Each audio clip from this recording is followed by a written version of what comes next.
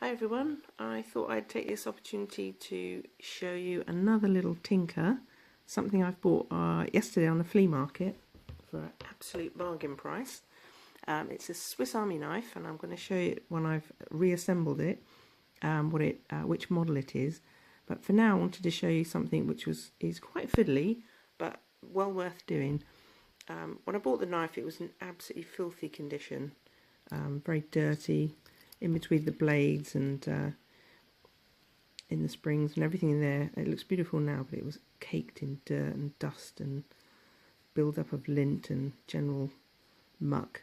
So I've thoroughly cleaned inside and all the mechanisms around the edge of the knife, especially in these areas here where it gets very, very dirty. And I'm now going to reassemble it. I've taken the scales off. And I'll talk through afterwards actually how I did that. But this particular knife has a lockable blade. In fact, the lock mechanism which fits in there locks the spring inside the Swiss Army knife.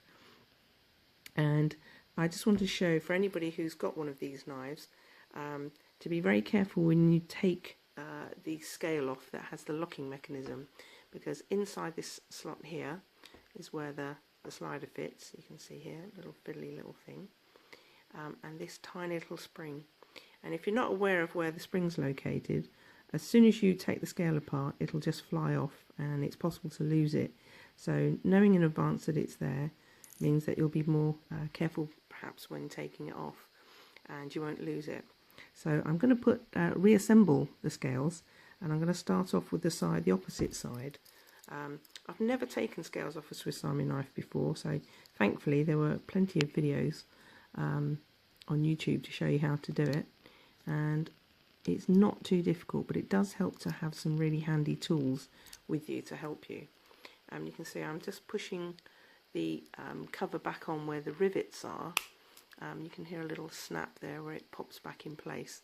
They're held on really tightly. After the video what I'll do is I'll go over each of the joints again. You can see there's a tiny little gap there, and use a vice or a press to just gently squeeze it all back into place. But for now I'll just pop it on sort of gently just to show you. The fiddly part, so it's going to be interesting to see if I can do it whilst I'm videoing this, is going to be a real challenge.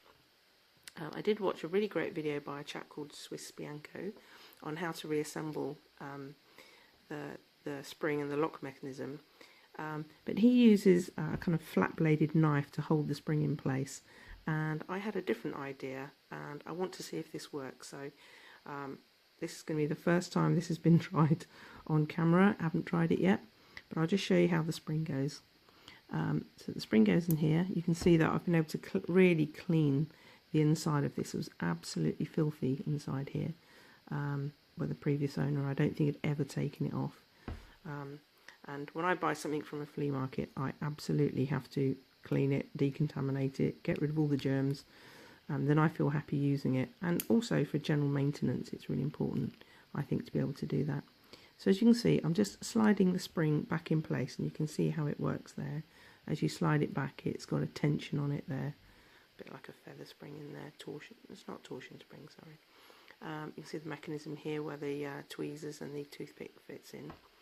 And I thought about the toothpick and I thought, well, actually this is an ideal tool to do this, to use this, to hold it in place.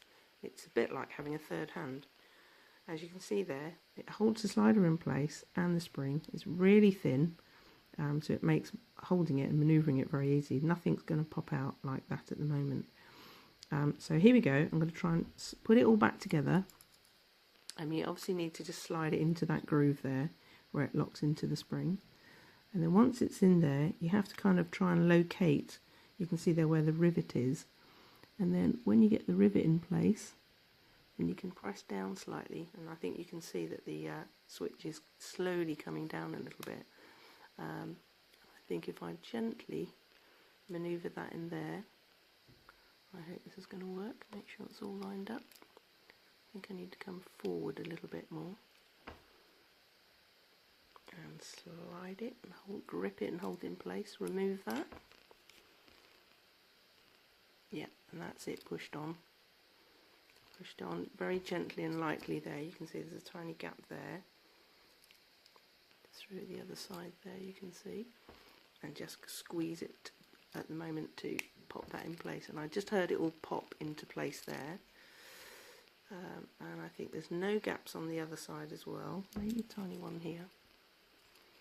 As I said, I'm going to put it on a little vise afterwards just to really press it all down in place. But I think that's good enough to show you how it works. And now you can see, here's the slide here, and I'll show you how it works. So open it up. You can hear it lock into place there. And you can see it's really locked in tight. And there's the slide. It's just a sliding button there. Pull it back. Then you can fold the knife back in place. Okay. This is actually, I looked up the model. This is the 110mm, we think it's the Picknicker model. When I bought it, you can see it's come kind of corporate logo on it there, Union Versicherungs AG. Must have been a giveaway, I think, to maybe customers or staff or something. But it's, you can see it's genuine Swiss Army knife. Has all the markings on it for Victorinox. The blade was really lovely and sharp. I've sharpened it up a little bit more. I'll show you what I used actually to sharpen it. Where is it?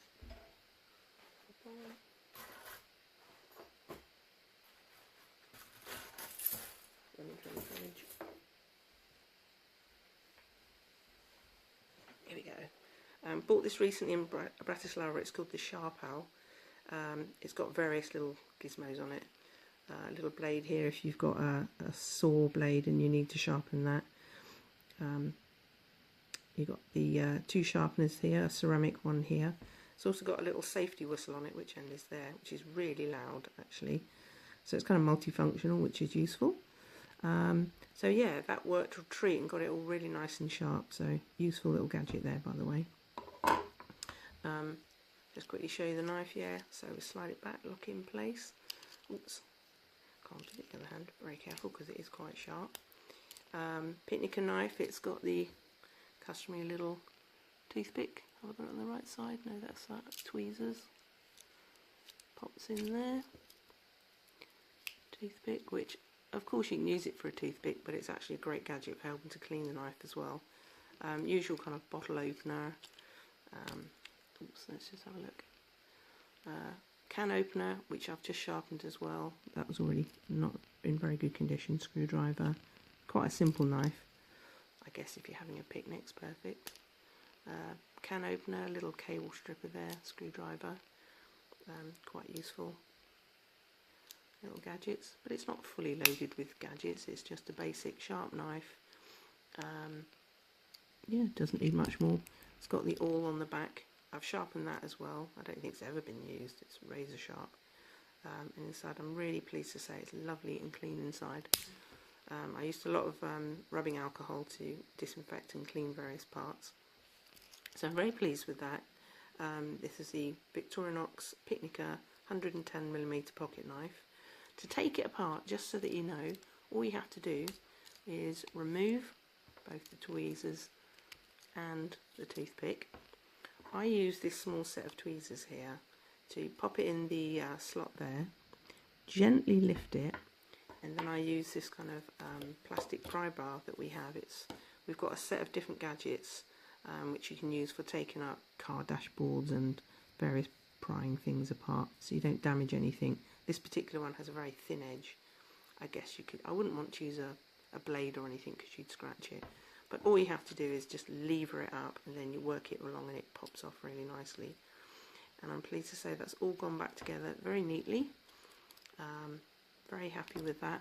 Cost me all of €12. I haggled the guy down on the flea market from €15 to 12, and you couldn't buy that new for €12. That's ridiculous. So I'm really pleased with that.